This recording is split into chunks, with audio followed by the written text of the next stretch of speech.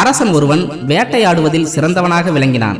அப்படி ஒரு முறை வேட்டைக்கு செல்லும் போது ஒரு புதரில் ஏதோ ஒரு அபாய சத்தம் வருவதை கவனித்த அரசன் அந்த புதரின் அருகில் சென்று பார்த்தான். அந்த புதரில் ஒரு பெரிய முள் குத்தியபடியே எந்த பக்கமும் நகர முடியாமல் ஒரு பாம்பு உயிருக்கு போராடி கொண்டிருந்தது. அப்போது அரசரை பார்த்த அந்த பாம்பு, ஐயா, யார் நீங்கள்? எதற்காக இங்கு வந்தீர்கள் என்று கேட்டதும் அரசன் ஆச்சரியப்பட்டான். ஒரு பாம்பு மனிதர்களைப் போலவே பேசுகிறதே என்று மனதில் நினைத்தவாறே, நான் தான் இந்த நாட்டின் அரசன் என்று கம்பீரமாக சொன்னான். அரசே, உங்களின் உதவி எனக்கு இப்போது தேவைப்படுகிறது. ஒரு கழுகு என்னை துரத்தவே தப்பிக்க நினைத்து இந்த முள் புதரில் சிக்கிக் கொண்டேன். என்னை நீங்கள் தான் காப்பாற்ற வேண்டும் என்று பணிவாக கேட்டது. அதை கேட்ட அரசன் சிறிது நேரம் யோசிக்கவே அதை கவனித்த பாம்பு, அரசே, நான் உங்களை ஒன்றும் செய்ய மாட்டேன்.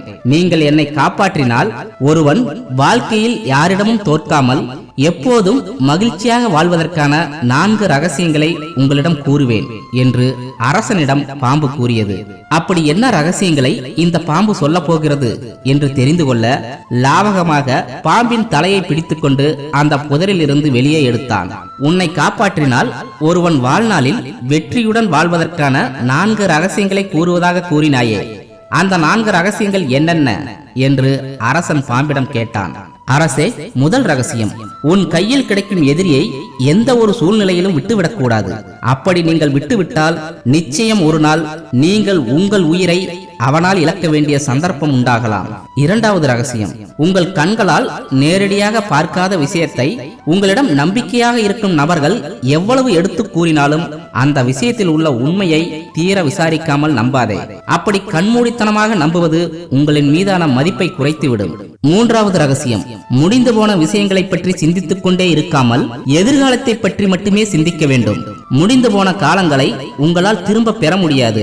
அதையே நினைத்துக் கொண்டு எதிர்காலத்தை இழப்பது முட்டாள்தனம் என்று கூறிய பாம்பு சிறிது நேரம் அமைதியாக இருந்தது. அரசன் உடனே, அப்படியென்றால் அந்த 4வது ரகசியம் என்னவென்று ஆர்வமாக கேட்டான். அரசே, நீங்கள் என் தலையை அழுத்தமாக பிடித்திருப்பதால் என்னால் சரியாக பேச முடியவில்லை. நீங்கள் கொஞ்சம் தளர்வாக பிடித்தால் நன்றாக இருக்கும் என்று பாம்பு கூற, அரசன் தளர்வாக பிடிக்க நினைப்பதற்குள் கிடைத்த வாய்ப்பை பயன்படுத்தி அரசன் கையிலிருந்து பாம்பு தப்பித்தது.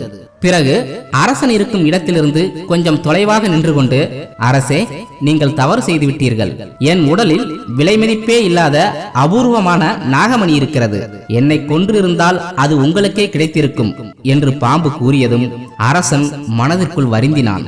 சரி, பரவாயில்லை, அந்த 4வது ரகசியத்தை மட்டும் சொல்லிவிட்டு போ என்று அரசன் அந்த பாம்பிடம் கேட்டான். அதற்கு அந்த பாம்பு, நான் உங்களிடம் முதல் ரகசியமாக எதை கூறினேன்? உங்கள் கையில் கிடைத்த எதிரியை எந்த சூழ்நிலையிலும் விடக்கூடாது என்றல்லவா கூறினேன். ஆனால் நீங்கள் கொஞ்சமும் யோசிக்காமல் என்னை விட்டுவிட்டீர்கள். இந்த காட்டிற்குள் உங்களை விட நான் தான் பலசாலி. அப்படி பார்க்கையில் நானும் உங்களுக்கு ஒரு வகையில் எதிரிதானே என்று பாம்பு அரசனிடம் கேட்டது. இரண்டாவது ரகசியம், உங்கள் கண்ணில் பார்க்காத எந்த விஷயத்தையும் அப்படியே நம்ப வேண்டாம் என்று கூறினேன். ஆனால் என் உடலில் நாகமணி இருக்கிறது என்றதும் அது உண்மையா இல்லை பொய்யா என்று கூட யோசிக்காமல் உடனே மனதிற்குள் நாகமணி கிடைக்கவில்லையே என்று வேதனைப்பட்டீர்கள். மூன்றாவது ரகசியம், கடந்த காலத்தை பற்றியும் முடிந்து போன விஷயங்களை பற்றியும் நினைக்க வேண்டாம் என்று கூறினேன்.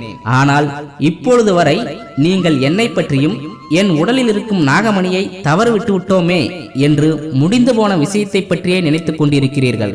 இப்போது கூறிய 3 ரகசியங்களே உங்களால் பின்பற்ற முடியவில்லை. 4வது ரகசியத்தை கூறுவதால் என்ன நன்மை ஏற்பட போகிறது என்று பாம்பு கேட்க அரசன் தலைகுனிந்து நின்றான். பரவாயில்லை, உங்களுக்காக அந்த 4வது ரகசியத்தை கூறுகிறேன் என்று பாம்பு கூறுவதற்குள் அரசனின் பின்னால் ஏதோ ஓடுவதை போல சத்தம் வர அரசன் திரும்பி பார்க்கின்ற அந்த ஒரு நொடியில் பாம்பு அரசனுக்கு அருகில் வந்து நின்றது. அப்போது அரசனின் காலில் ஏதோ கடித்திருப்பதை போல உணர்ந்து அரசன் அதை பார்த்து அதிர்ச்சி அடைந்தான். ஏன் இப்படி செய்தாய் என்று அரசன் பாம்பை பார்த்து கோபமாக கத்த, அரசே, நான் கூற வந்த 4வது ரகசியம் இதுதான். உயிரே போகின்ற நிலை வந்தாலும் எந்த காரணத்திற்காகவும் ஒரு துரோகியை அருகில் வைத்திருக்க கூடாது. அப்படி வைத்திருந்தால் அந்த துரோகியின் மூலமாகத்தான் உங்கள் உயிர் பிரியும். உங்கள் மனம் என் உடலில் நாகமணி இருக்கும் என்று முழுமையாக நம்ப தொடங்கிவிட்டது. நீங்கள் இப்போது இல்லை என்றாலும் ஏதோ ஒரு நாள் என்னை தேடி வந்து என்னை கொன்று அந்த நாகமணியை அடைய நினைப்பீர்கள். அதனால்தான் நான் துரோகியாக மாற வேண்டிய நிர்பந்தம் ஏற்பட்டது என்று பாம்பு கூற, இதையெல்லாம் கேட்ட அரசன் கொஞ்சம் கொஞ்சமாக சுய நினைவு இழந்து கீழே விழுந்தான். கைகளில் இருக்கின்ற விரல்களை போன்றவர்கள் தான் மனிதர்களும் எல்லோரும் ஒரே மாதிரியாக இருப்பார்கள் என்று நினைப்பது முட்டாள்தனம். பாம்பு கூறிய 4 ரகசியங்களையும் யார் ஒருவன் சரியான நேரத்தில் சரியான நபர்களிடம் பயன்படுத்துகிறானோ அவனே வாழ்க்கையில் எந்த தோல்வியும் இல்லாமல் வெற்றி பெறுவான்.